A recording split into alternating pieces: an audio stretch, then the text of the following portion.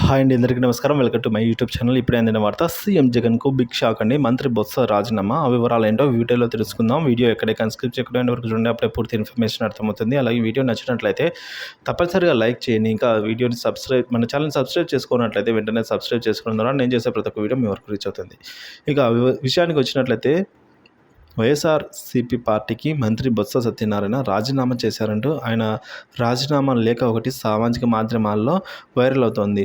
YCP విధానాలు నచ్చకనే వైసీపీకి good bye చెప్తూ ఉన్నట్లుగా ఆ లేఖలో ఉంది. బొత్స సత్యనారాయణ పేరుతో ఈ లేఖ బయటికి రావడంతో వైసీపీ నాయకులందరూ కూడా, కార్యకర్తలు అసలు ఇది వాస్తవమేనా, నిజంగానే బొత్స పార్టీని వీడుతున్నారా అంటూ ఆరాధిస్తున్నారట. ఇక బొత్స అంటే గిట్టని వారు ఇటువంటి తప్పుడు వార్తను సృష్టించి ఉంటారు అని కొందరు భావిస్తున్నారు. ఆయన వైసీపీని వీడారా లేదా అన్నది మాత్రం సస్పెన్స్గా మారింది. సో బొత్స కుటుంబానికి 4 సీట్లండి.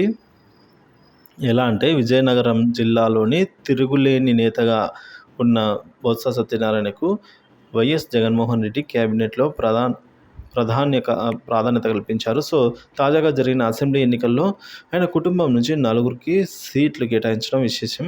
సో చీపురుపల్లి నుంచి బొత్స పోటీ చేయగా, విశాఖపట్నంలో లోక్సభ స్థానం నుంచి బొత్స సతీమణి ఝాన్సీ, నెమలిమర్ల నుంచి బొత్స బంధువు ఒడ్డుకొండు అప్పలనాయుడు, గజపతి నగరం నుంచి బొత్స తమ్ముడు అప్పల నరసయ్య పోటీ చేశారు.